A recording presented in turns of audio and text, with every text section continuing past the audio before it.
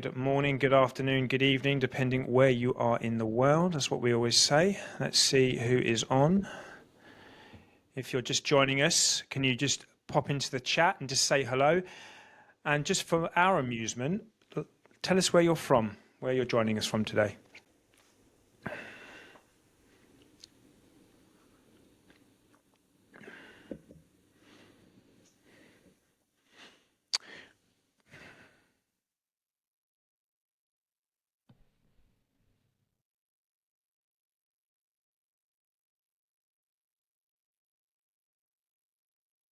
Don't be shy.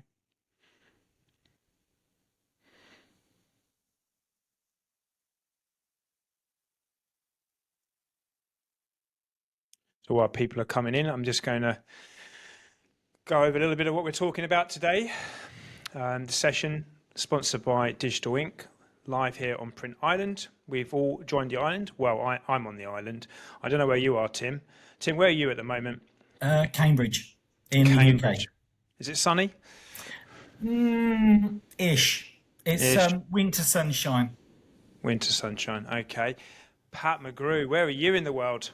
I am actually in Aurora, Colorado, just east of Denver. And is there snow on the ground, Pat? There is. We had a sort of a blizzardy thing come through over the weekend, but it's now we're coming out of it. The mountains are getting hammered, which the skiers are loving. But for those of us who are not in the mountains, everything's drivable. Excellent, excellent. And I think you could say I've left the best till last here. Rusty, this is not your normal attire or the normal backdrop. Where are you at the moment, buddy? He's on a mission. I'm offended that you would say that this is not my normal attire. How do you know? This might be the way I usually run. Now, I'm actually in Rotterdam this week for business, and we have a Roaring 20s party, theme party for the holiday party for one of our partners here on the SS Rotterdam. So old time, cruise liner. And so it's pretty cool. We're having a lot of fun. The party's going on right now. I came down to join you up because that's how important you guys are. Love that. Thank you, Rusty. I just obviously a big fan of your podcast. Don't normally see you looking like James Bond. We appreciate you taking time to join us and talk about print on demand and leave the secret mission on hold for an hour or so. Nice segue. Well done. Okay, give it a couple more minutes and then we will jump into the good stuff. If you are just joining us, please jump into the chat and tell us where you're from. Okay, so we have Warren. Warren Werbitz joined us from Montreal. I think Warren was struggling with cold temperatures when I was checking his social media earlier. I think Warren posted -15. Yeah, interesting. We've got Patrick. Good morning, Patrick, also from Canada, from Vancouver this time. The Canadians are represented strong. They may not be Canadians, they may just live there. We have Stephen from New York. Welcome, Stephen. And as we go today, in today's session, guys, please just jump in the chat, ask any questions. If we can't get back to you during the session, we will endeavour to try and come back to you post-session. Hi, Jamie. Jamie's in Cheltenham. A bit closer to you, Tim. Cheltenham is miles away from me. Is it? Yeah.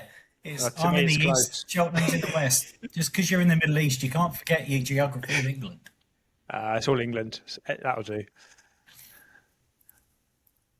Okay, right then. I think we'll make a start then, ladies and gentlemen. Thanks once again for joining us today. Session sponsored by Digital Inc. is purely about print on demand, how to ignite your POD. This is the matrix segment of Print Island where we focus on software, and today I am very delighted to have three, some would say heavyweights of the industry. I'm not going to use that phrase, I'm going to say legends and gurus. Before I let them introduce themselves, I'm just going to welcome Pat McGrew, Managing Director of McGrew Group, and Pat is everywhere in terms of automation software. What Pat doesn't know isn't worth knowing. Tim COX Tim's a regular here on Print Island, and Tim has a lot to offer in both software and automation, many years of experience, and a special guest giving us a different perspective. He hasn't come in fancy dress. He isn't James Bond. The print-on-demand king, Rusty Pepper, who says he works for Taylor Corporation, but I think he's MI5 he works for. Before we kick off today's session, Pat, is there anything you wanna share with the guys?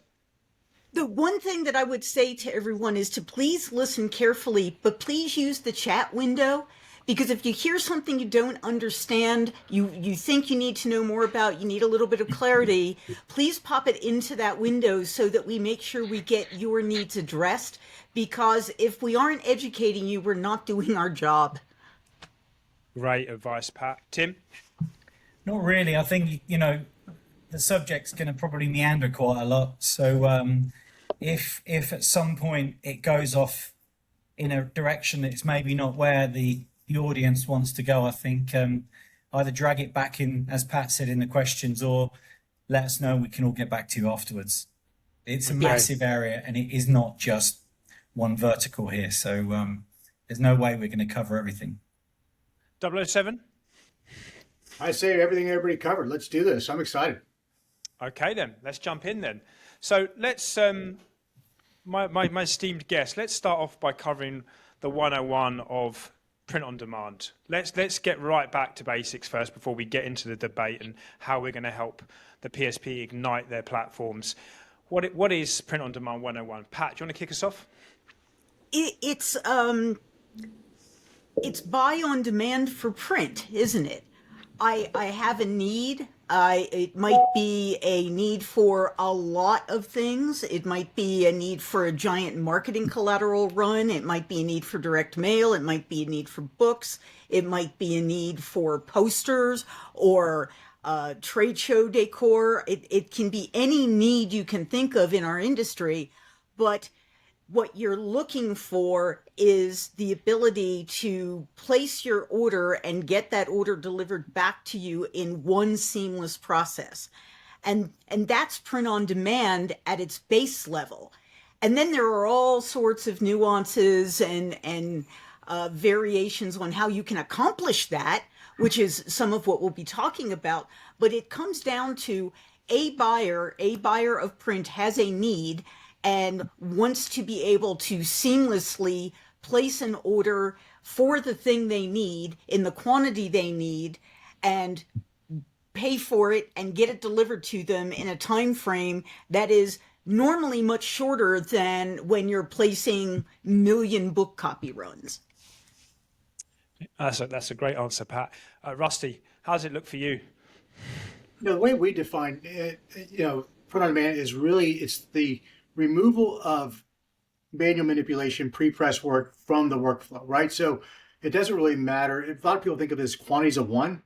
That's a benefit of it, but that's not really what we're looking at. It could be really any product. And you look at the ecosystem, all the different industries that were traditionally standalone that have now moved into it and created this one giant ecosystem.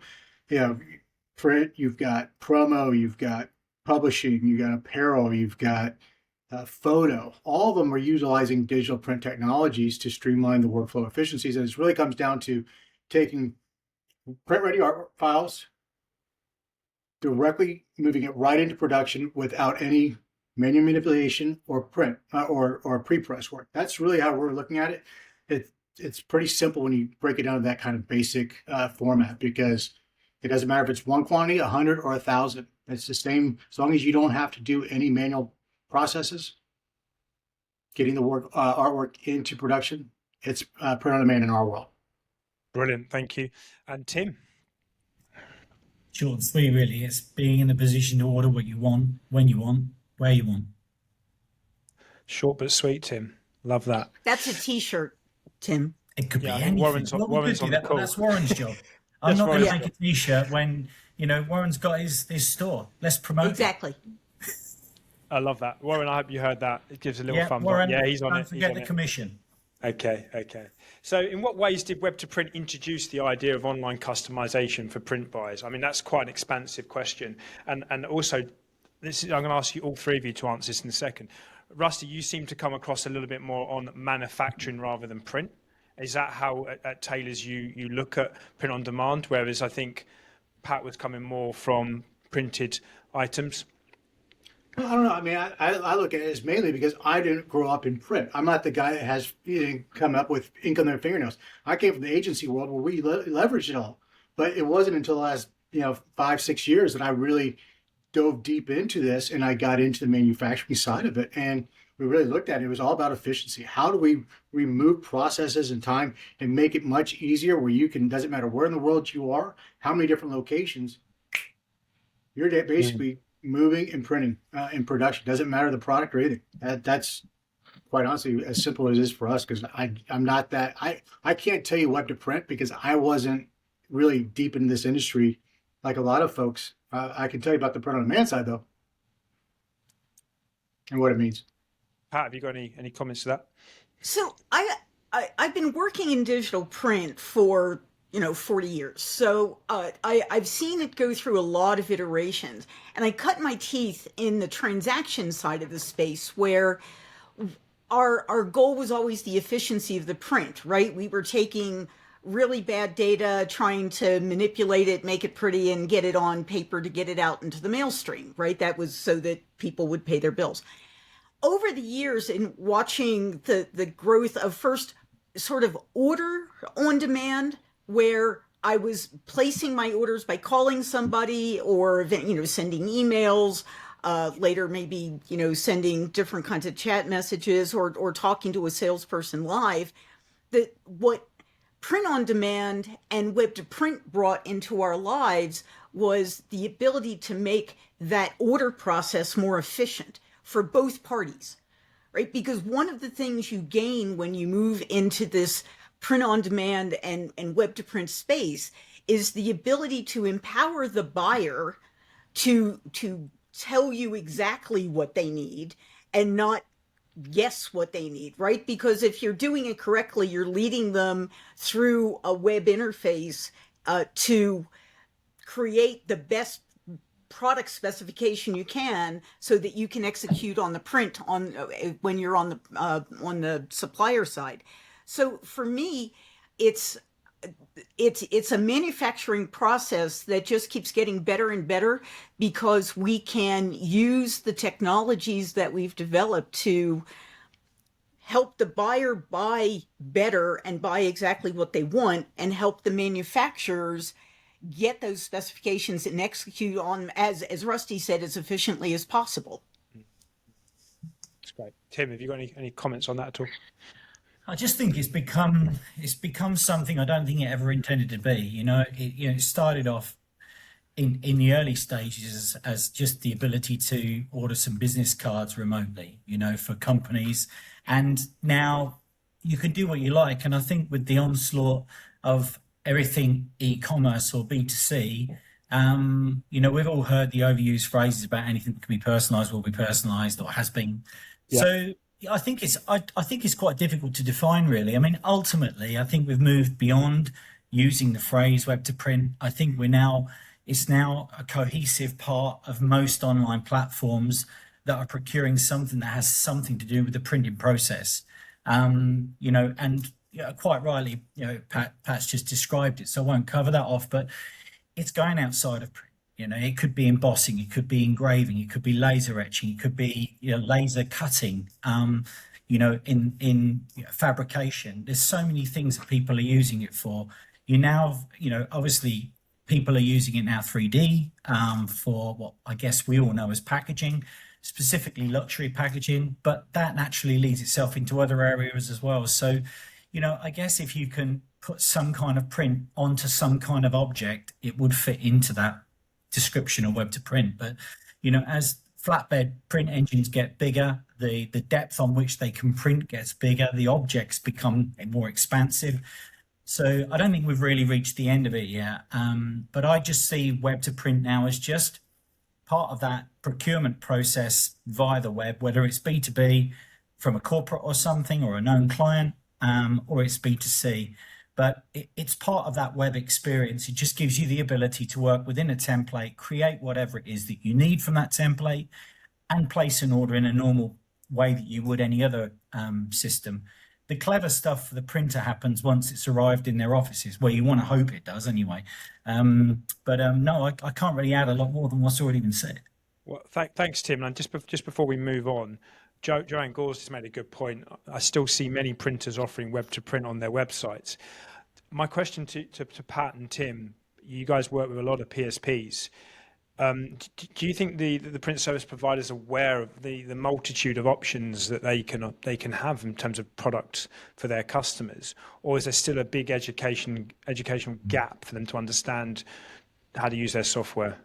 Just Ladies because you first. put the web to print on your website does not mean you actually understand how to monetize web to print or even execute web to print. You can say the same thing about print on demand, though, too, right? I mean, a lot of people use it very universally, and they don't really know what they're doing. Yeah. It's absolutely, at the end of the day, just because you buy a tool or you, please God, don't do this, but download a free tool off the web to help you do some, and then you're all of a sudden, now I'm a web to printer, I've put my Spotify or my Zapier shop up or my Shopify up or whatever I've put up. I mean, at the end of the day, what actually makes you a provider of those types of solutions is an innate understanding of your capabilities and the effort that you've put the effort into building an environment where when someone comes to you and leverages the tool that you're providing to them to place an order, they have, let's call it a just about 100% chance of getting what they actually ordered. I've worked with clients who did the do-it-yourself web to print on demand approach, where they got some smart kids and they sent their kids to computer programming school. So therefore, how hard can it be, right? And they roll their own and they put it up.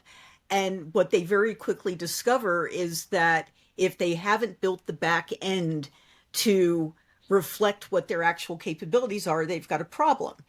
The other big mistake that people who dive into web to print often make is that they don't think beyond their own four walls. If you're only putting up a web to print portal to try and drive business to the capabilities you have in your four walls, you may not ever recoup the cost of building a good web to print site.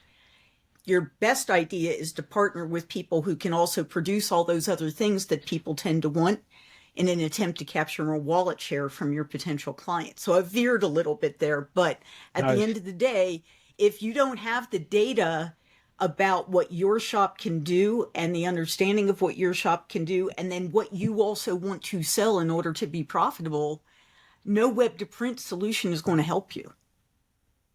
Pat, these are great. Mark Pomerantz says, I agree with these comments. It's more of a lack of vision issue than a technology issue. Warren says, too many companies don't know how to utilize these systems. Joanne added a comment onto hers. The buyer doesn't know what that means when they say web to print. They understand e-commerce. So some very interesting points there. Tim, which is only a payment portal, right? I mean, that's just saying you can pay for it. If I can't order it, paying for it isn't the problem.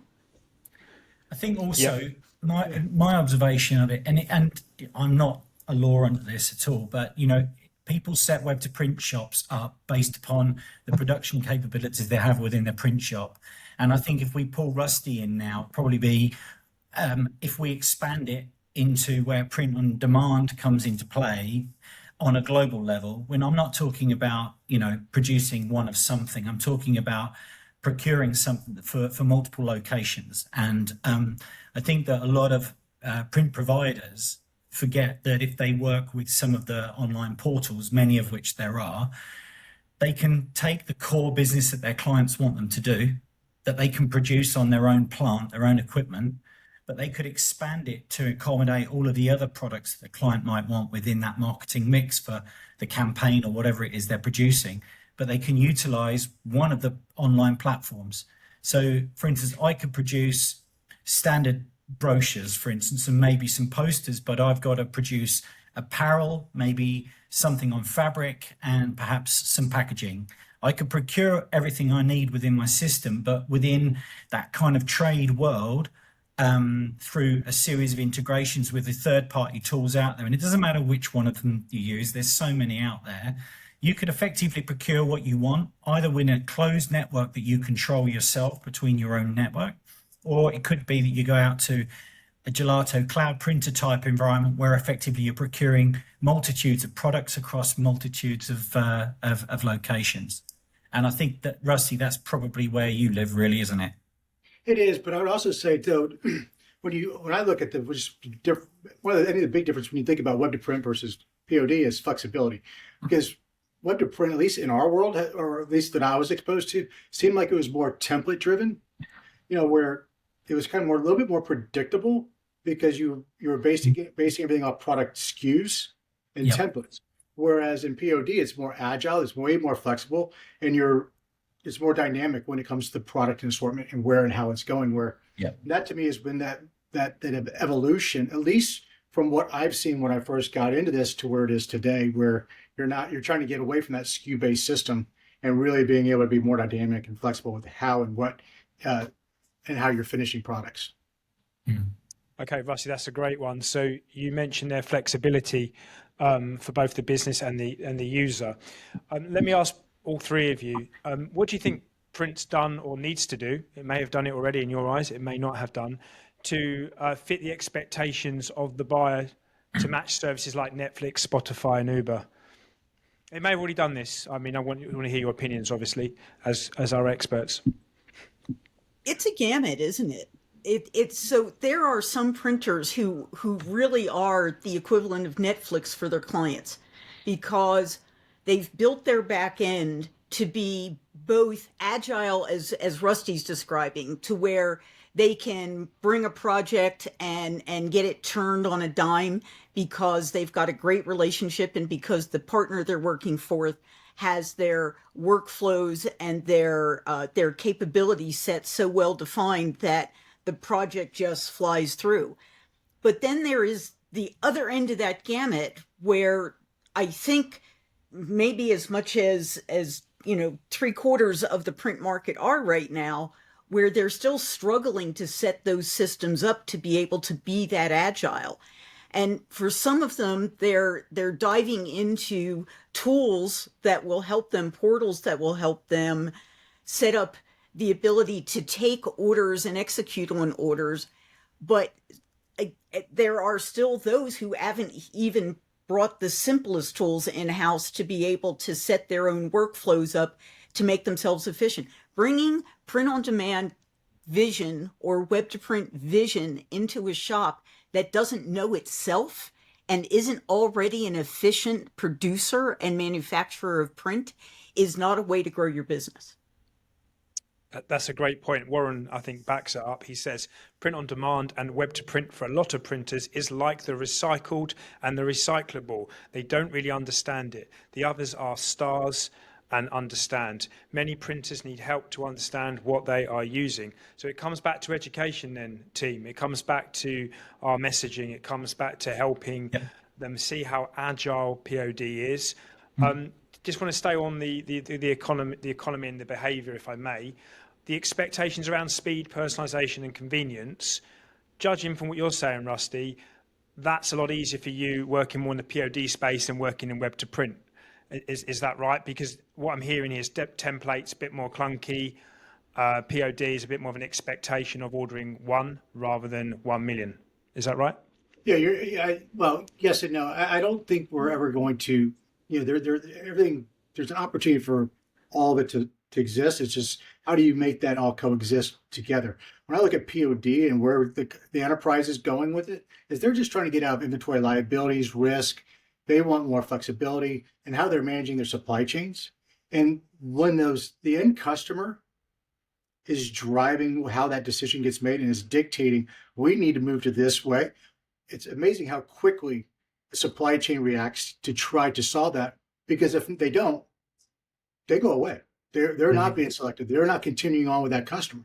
And I find it very interesting when I think about the marketing procurement mindset and where they're looking at it, is they do not need warehouses full of stuff. Doesn't mean you're going to get completely away from large orders having warehousing and all that. It's just going to go from being majority warehousing to very little warehousing, and majority being POD, and a lot more flexibility, especially for a global account. So to me, that's the interesting twist to it. I kind of look at it from, you mentioned something about how like Uber and I think Netflix and stuff like that. But yeah. I was taking a taxi over here earlier today, and it was an Uber, but it was also, he had a taxi license. So he's also now a taxi. So it didn't kill the taxi. It's just changed the way the traditional taxis have operated. They don't have a dedicated yellow car or licensed car. It is a whatever type of car that they drive from an Uber, but now they also have a taxi license. So they're blending the two worlds. And I see the same thing happening within print as well, as and how we're managing them, because they have to coexist. It's just at what scale are each living, and what the client's needs are going to be. But it's no different. Like we have a lot of traditional offset production. That's not going to go away. People still need that. It's just. Rusty, could I ask, Chris, could I ask a question? Sure, go for it. So, Rusty, Taylor is this massive operation, right? Yes. And you do everything. You've been a client of mine a number of times in my life under different labels. So, one of the things that I know from my interactions with Taylor is that you do so many different things, but not all of the divisions operate in the same way. So right. From where you're sitting on top of the pile of capabilities, does that provide you more ability to be that flexible entity you want to be, because there are so many different output capabilities that you have? Do you find that you still need to go find partners to help you meet the needs of the clients you're trying to serve? It's an excellent question. It's actually a little mix of both, right? I come from the world where you don't need to do it all yourselves. Now that flies in the face of some of my colleagues. Believe we need to do it all. It's like, well, that's great, but there's sometimes if you only have the capability on the East Coast, but your client needs it on the West Coast, it might be better to move that to a partner facility, because costs, time, freight's killing everybody, and you're still getting your margin. It's just you don't have any of the COGS involved with it, so it all equates back to the same. In my hand, it's still profitable for the business and it's better for the customer. So we really are looking at our supply chain. We just made a big acquisition, or a nice acquisition, a company called Good, and they have a global fulfillment network as well. So we're looking at, okay, wow, we're bringing in competitors into that are already existing in that network. They're going to stay and they're going to continue to drive volumes. We're going to send volumes to them because we don't need to do it ourselves. We're looking at it across our supply chain of what we can do and what we can't do. And I think it gives us a little bit more exposure to, well, you know what? This is where the world's going. And we can see it in different parts of our businesses that are shrinking and others are expanding rapidly. And so we're just being able to dial that in and be able to see where do we need to really make those right investments so that we can better support the overall business. But you're right. We joke we're like the largest company nobody's ever heard of. We do a lot, 209 acquisitions. You end up having a lot of different capabilities, and all of a sudden you wake up sometimes and it's hard to really to know where your strengths and your weaknesses lie. But we're really in the last couple of years we've really dialed that in, and I think we've gotten pretty good at it. Tim, just before I bring you back into this topic, I just want to ask Rusty a question that's come in from Jax. Do you see a gap in POD adoption / knowledge between the two continents? I guess he means Europe and North America there. You're just talking about acquisitions, networks. When creating that network or increasing that size of it, do you see an education gap there, an understanding? I don't see it from the fulfiller side, and from a B2C standpoint, it seems like both continents are doing a really good job. I mean, it seems like there's a pretty savvy into both those when it comes to POD. On the enterprise side, that's where I don't see as much activity happening in the European market when it comes to the enterprise part of it. And that just could be just because of the store technologies and the way that we're just so much more of a consumer mindset in the States versus Europe when it comes to the way print and promo are being used. But that's something we're definitely looking at going into 26, 27 of where that really breaks off. But I definitely think in the US, we're much farther focused on enterprise, and the enterprise is coming along much more rapidly than what we're seeing in Europe right now. Okay, that's great. Tim, I'd like to bring you back in if I may. Rusty's point on the taxi driver, I think, is a fantastic segue to an old web to print question for me. Do you think that point Rusty makes about having your Uber license and your normal taxi license is just the same as a PSP diversifying and selling a label storefront and general commercial print products as well? You can. I think there's too many printers at the moment who are in survival mode, and I don't think that they have a lot of time to really think strategically about where their next move is.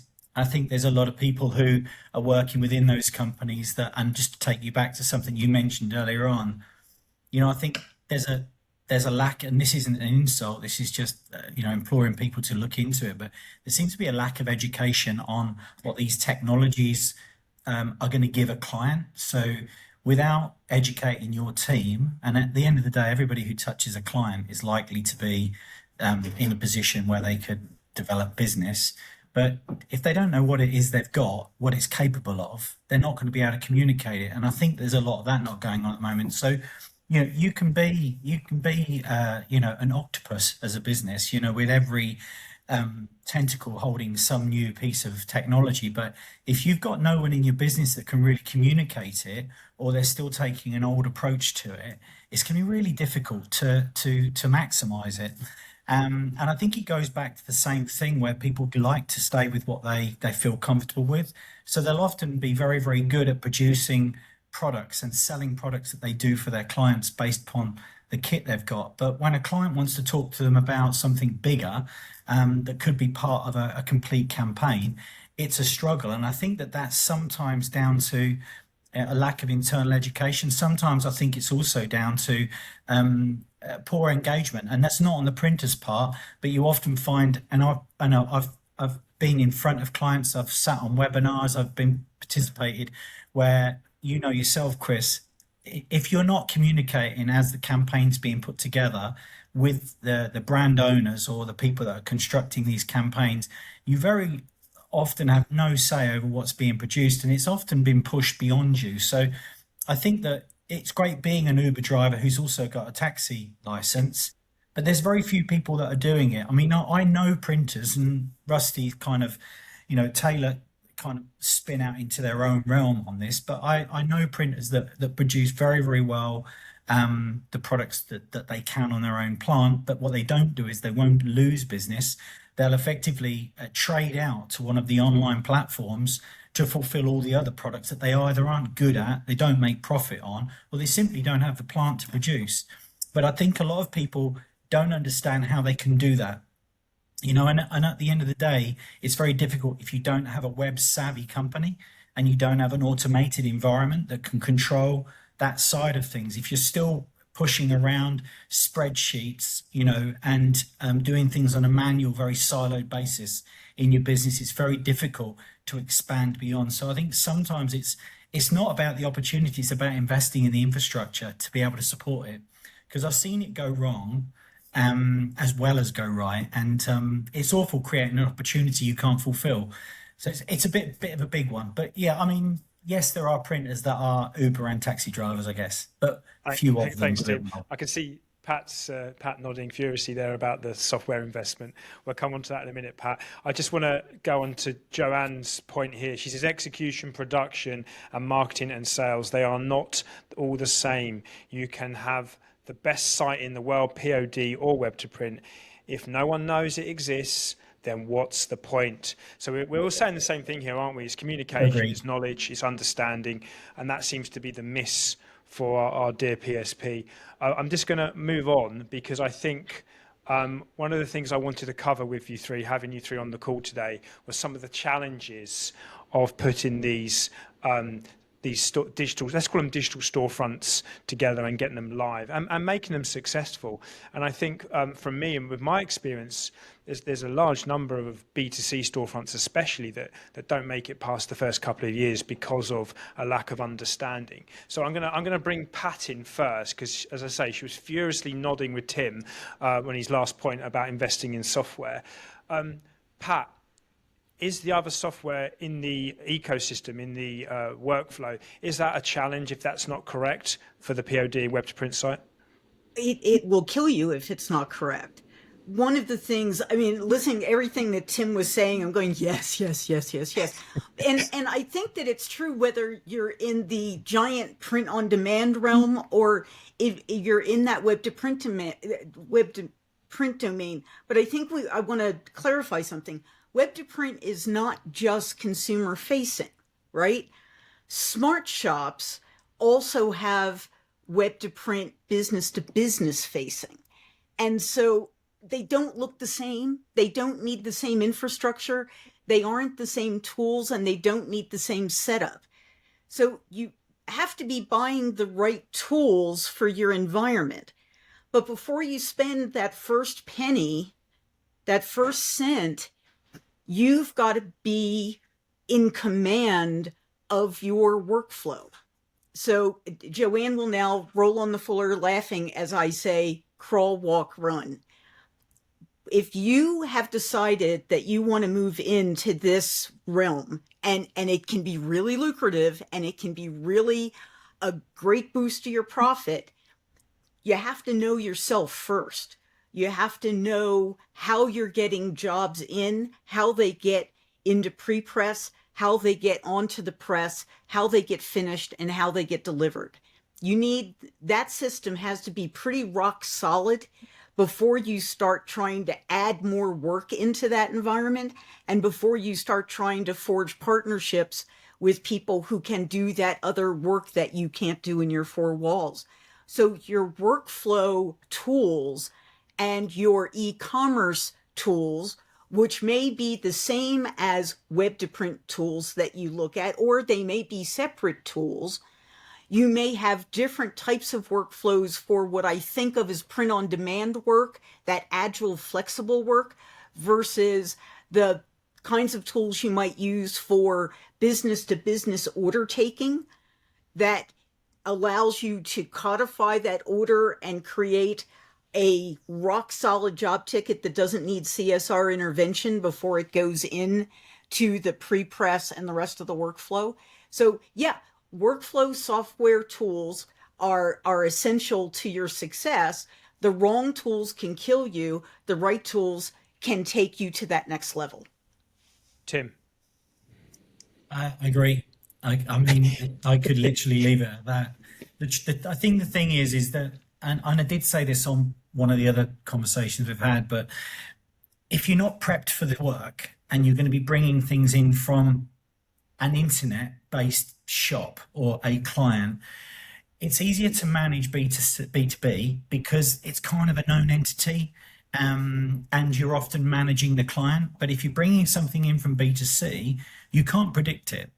So if you have a hike at a particular time in the year, or there's a particular product that you're producing that's reliant upon a popular person, for instance, you've got to be ready for almost worst case scenarios. So when this stuff comes, it can come at you literally painfully slow, but it could come at you like a torrent. And if you can't manage that work, you're going to alienate the clients that you've set up your whole business around to serve.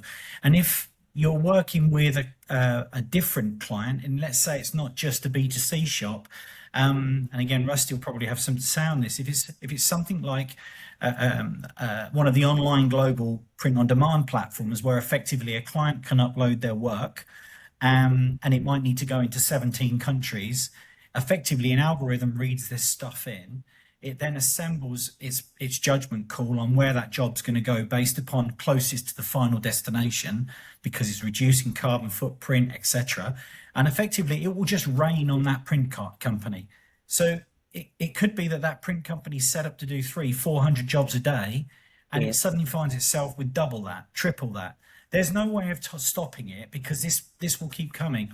Then what happens in those scenarios is, in the same way as if you let down a B2C client, you can really kind of cause problems because you don't get a second chance at a first impression. What'll happen is next time when the algorithms are looking to award work, they'll realize that you screwed up and you let yourself down on that SLA and you don't get it awarded. So you've got to be prepared to be able to ingest anything that you've stated you can do, whether it's your own business and B2C or it's work for other clients. And that's got to be able to hit a production workflow that can, without worrying about throughput, effectively manage everything coming in.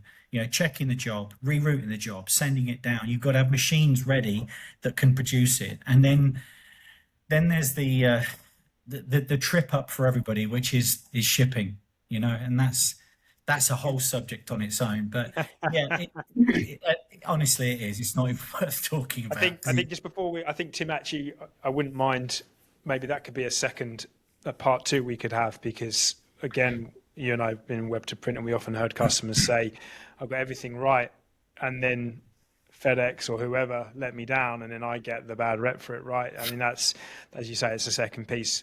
But you mentioned Rusty's point of view here. I'd love to hear, Rusty, how you guys at Taylor's look at software automation, and how you put together your workflow, because I should imagine it's evolving. It's like an organism that's constantly growing and changing and breeding new systems.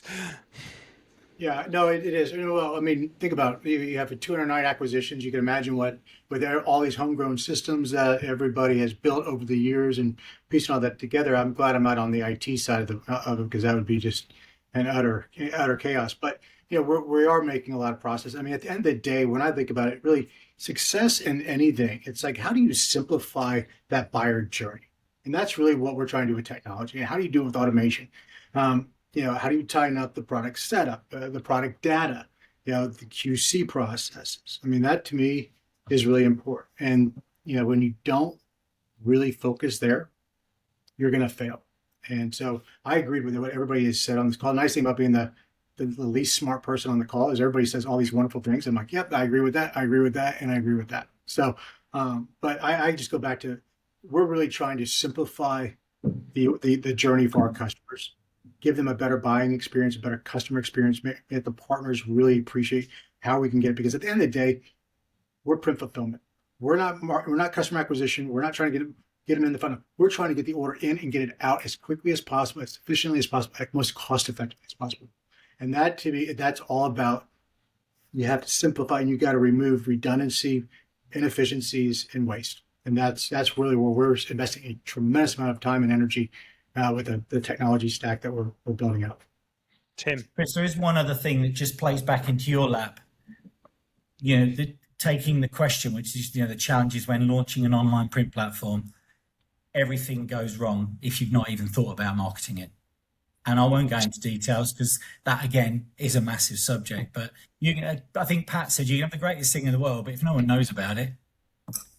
So then, Tim, we need to say that was Joanne who actually made that point. And Yeah. Tim, the other thing I think is worth mentioning, and I think this plays to some of what Rusty was saying as well. When we go in and do assessments, what we often find is that there are already 5, 6, 7, 8 web to print tools that are installed on site. Right. And so some of what Rusty experiences with all the acquisitions that Taylor has made, and we've worked with some of your teams on some of these fun things that they've discovered. If you're one of those shops that keeps buying tools and just putting them in for one customer that you're working with, please hire a qualified consultant to come in and help you fix that problem before you do anything else in 2026, because it will save you so much heartache and so much pain.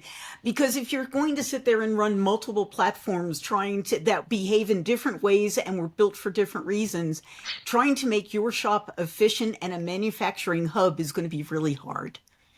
That's a great point, Pat. And I think we'll share the 2 consultants we recommend at the end of this call, your contact details, so people can get in touch with both you and Tim. Rusty, going back to the messaging marketing point, I think that's a really good point that Joanne made. Obviously, Tim's reminded us here as well. How do you guys look at, if you've got the infrastructure, you've got the supply network, you've got the experience, you've got the skilled staff. What's the process and the importance on the messaging to drive the traffic to the sites? Again, we're back in fulfillment, so we're not driving. We're relying on our customers to actually do that. The customer acquisition falls in our customer's environment, not us. We do have some customer-facing sites, but that's not really in my purview. It's really, what we're doing is we're helping activate and give them the ability to scale their business through product. 8 to 10,000 different POD products that are agile, that go across multiple different facilities and a large geo footprint. That's a marketing piece that allows them to take to the market, to give them a point of difference to in the markets that they're competing in. I look at in the promo space, going back just real quick. If you're looking for an industry that is stuck in analog and is really trying to get to digital, but is struggling mightily, promotional products is a massive opportunity.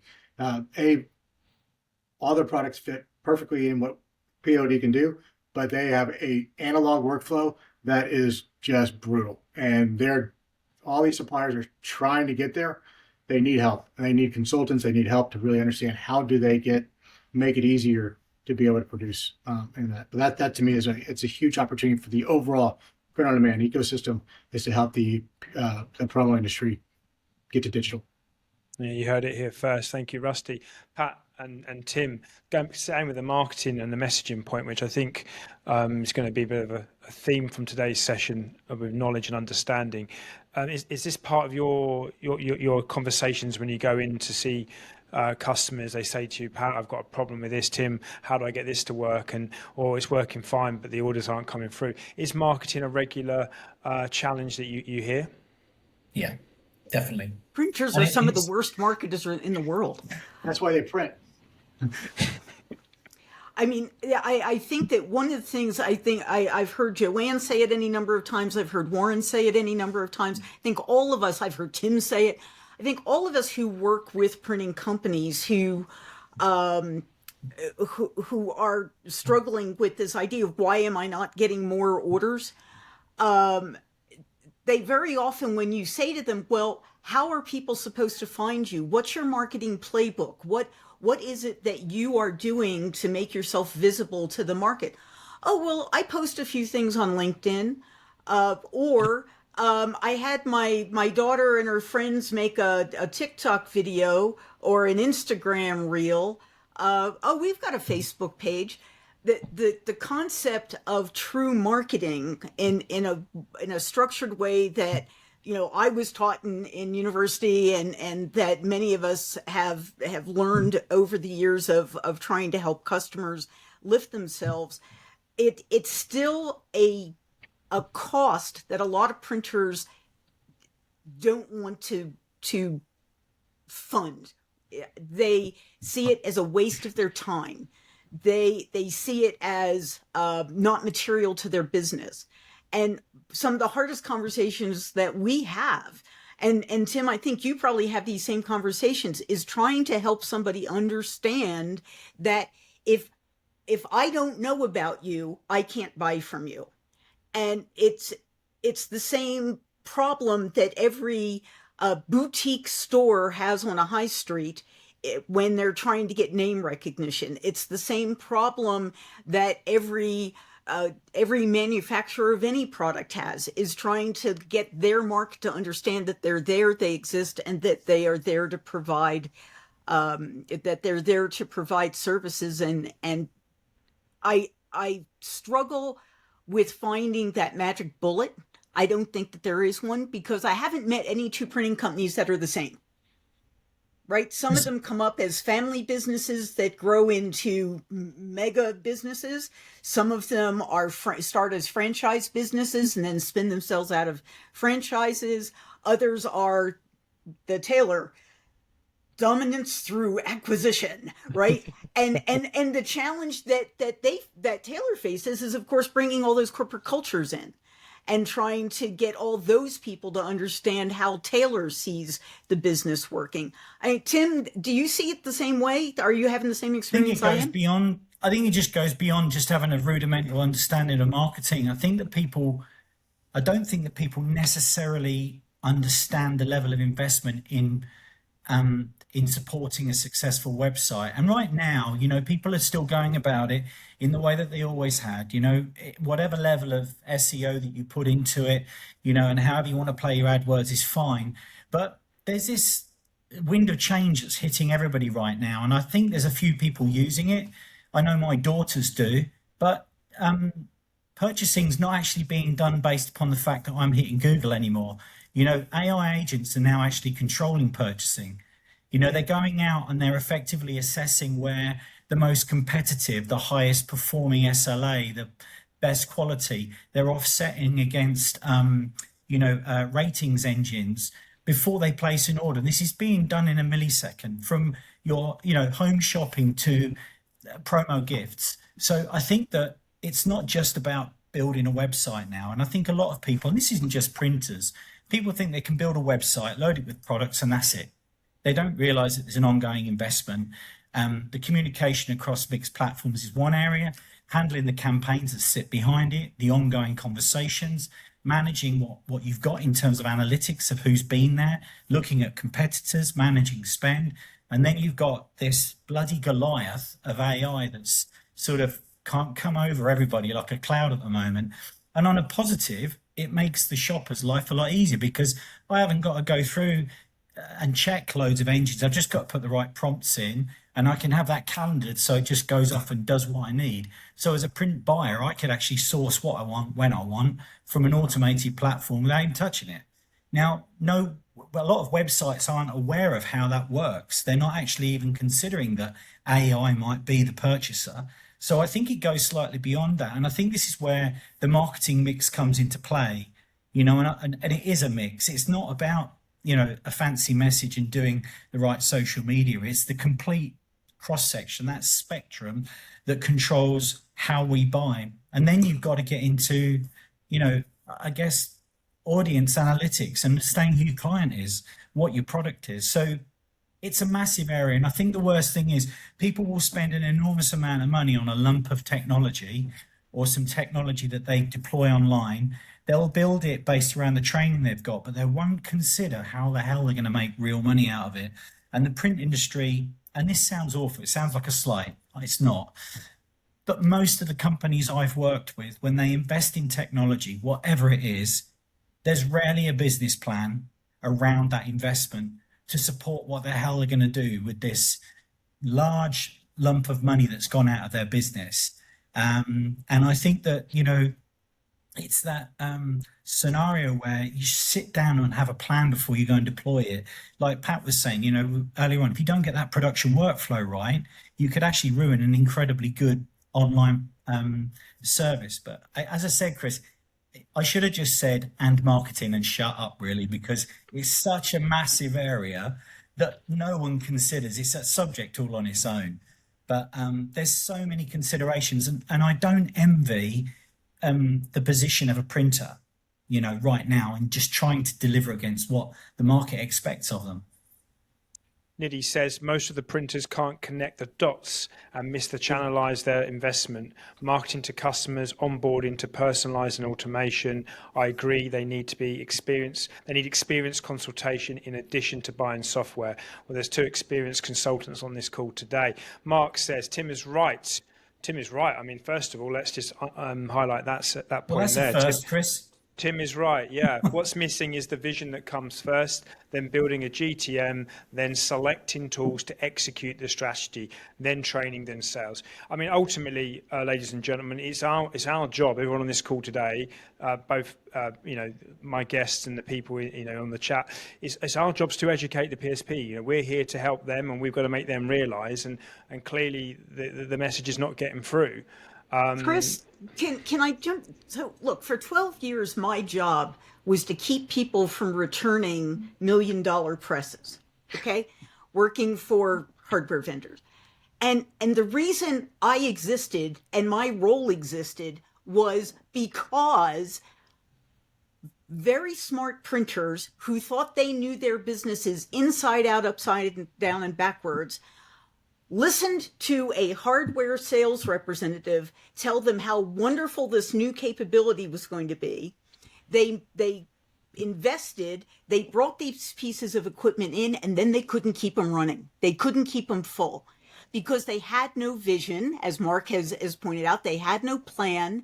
They hadn't gone through the due diligence steps to figure out what applications these new capabilities were going to bring them. And they hadn't socialized with their own sales teams what it was they could do. So I would run in and we would start doing all that work after the fact. My prayer for all of you listening and for everyone in the industry is that you'll do that work before you make the investment, whether it's in a piece of kit, whether it's in new finishing, new marking hardware, new pad printers, new offset presses, whatever it is, and before you make investments in software. Do the work up front, and you can be the most successful printer in the universe. But if you fail to have the vision, understand what your goal is, understand your data, your capabilities, and what you're asking of the tools that you're bringing into your shop, your workflow will fail you because you didn't build it for what you can do. And vision is great, but that vision needs to be executable, and you need to understand whether you can execute on your vision or not. And if not, you need to be prepared to modify it. Exactly, Pat. Too many owners speak to their own salespeople after they invest. That's from Mark again. So there's some really good experience coming in here, and I think if we can share this with the wider community, it's only going to help. Look, we're running out of time. I'm going to have to ask one more question. Rusty needs to get off and save the world. He's on a secret mission in Rotterdam tonight. So you touched on it earlier, all three of you touched on shipping as being a potential challenge to this world as a bottleneck. As you said rightly, we could do a separate session just on shipping partners and shipping in general. Are there any other fulfillment bottlenecks that you think we should be sharing and making people aware of before we sign off from the session? Rusty, kick us off. Product data and forecasts are just brutal. We've got to find a better way to deliver that with Do you want to enlighten us a consistency. bit more? So product data, SKUs, that kind of thing? Product data set up right, so making sure you have that done right when you're actually onboarding. But then also too, it's the forecasts. Partner forecasts are just abysmal a lot of times. It's we're trying to project, especially going into peak season, right, what people's forecasts are going to be, and it's just like might as well just close their eyes and hope, spraying and praying. And the thing is, you're making commitments. So I don't know how to solve that, but that's something I think as an industry we really have to really think about and try to solve for, because we think with AI and a lot of the tools out there, there's going to be some ways to be able to get a little bit better forecast coming out. Tim? I do agree. I think that it's really difficult to highlight any one point. I think if there's one word that seems to let everything down, it's interconnectivity. You call it integration, call it whatever you like, it really doesn't matter, but it's having a cohesive system that reports in and out, back and forth, clients and internals, that links everything out. And I think that if that happens, you get to see everything. You get to see all the time and motion that goes on in producing a product. You're going to see how people are performing, how areas of your business are performing, but you can actually start managing the scale. And at the end of the day, if you're going to be spending a lot of money building a business that's online, in whatever environment it might be, you're going to want it to be successful. So you kind of have to build it for the worst case scenario. And as Rusty said, you can't predict it because you just don't know what you're going to get.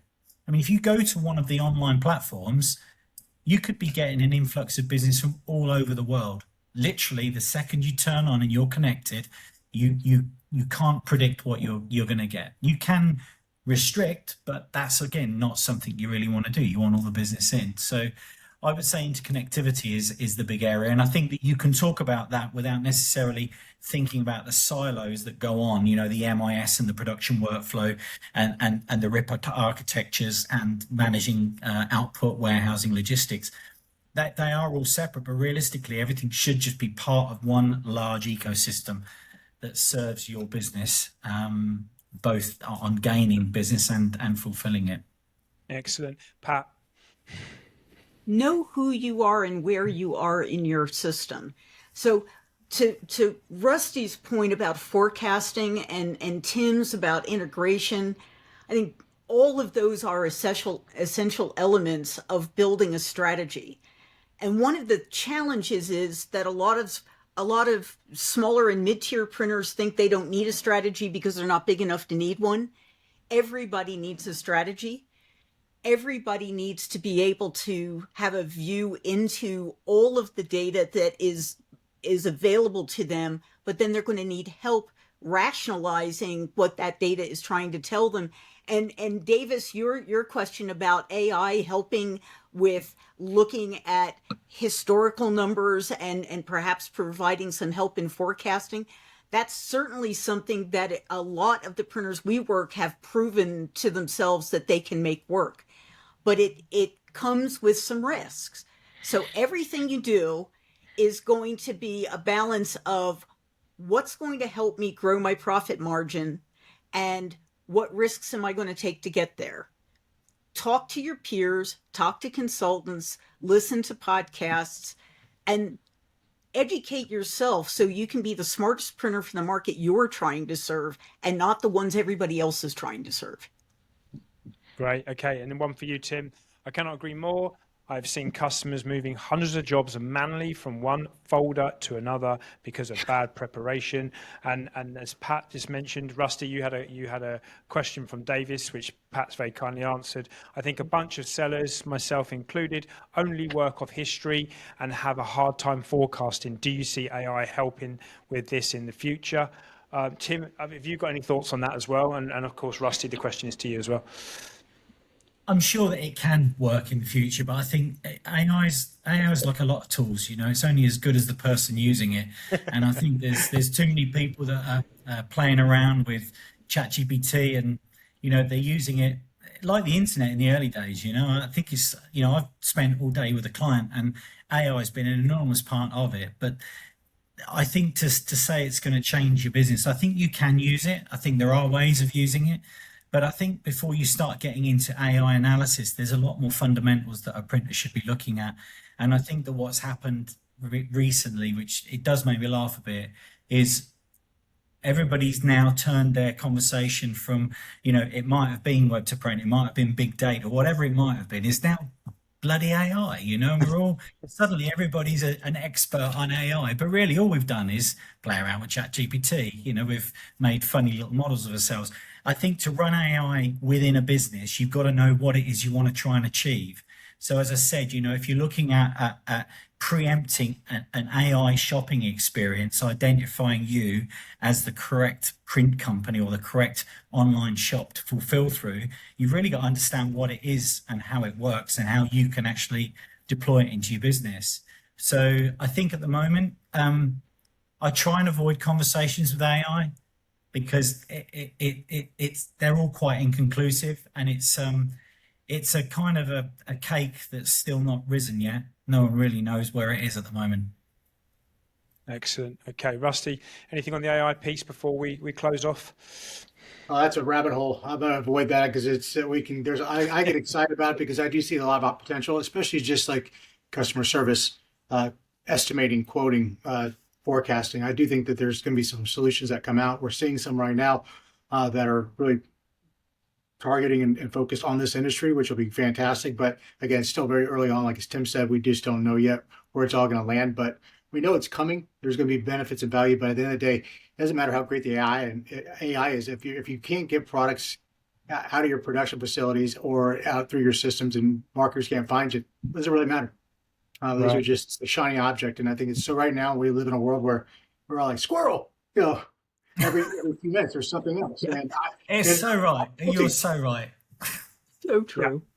Okay. Andreas says, I think the problem challenge of AI is that you need proper data to use AI in the best way. You need to create a foundation before you can use AI. Andreas, I know a lot about your product. That is definitely the foundation. Anybody that is using data within their print workflow should speak to Andreas, definitely. Okay, I'm going to move on. As Rusty said, it is a rabbit hole. I'd like to thank our esteemed guests who have been absolutely fantastic today. I know we've only touched 1% of their mental capacity in this 60-minute call. If you do need any help, if you do want to speak to somebody, then don't call Ghostbusters. Scan the QR codes if you want Pat, if you want Tim, and I'm sure Rusty will find some time when he's off the boat to get back to you. Ladies and gentlemen, thank you so much for joining us today. I know that you're all busy and moving around different places. Holiday season is upon us. So thank you so much. Pat, anything you'd like to close us out with? Keep carol, getting please. yourself educated. Sorry, Tim. I thought she was going to sing a carol for us. I am not. I have no singing voice. Well, in I'm that simply going to case, hope you get educated. education's the key, isn't it? And I think, Rusty, I'm just going to read out what you put in the chat. It's not the field of dreams. You don't just build it. Oh, sorry, the chat just moved. I was about to read that. You don't just build it. You need to let them know it's there and the value it brings. So don't build it, they will come. You need to tell them first, basically. So very great sweet. message. So Thank you. great Thank you, job. everybody. It's together, Thanks, Chris. everyone. Yeah, thanks, Chris. Great Have a job. good evening, Rusty. Face off. Cheers.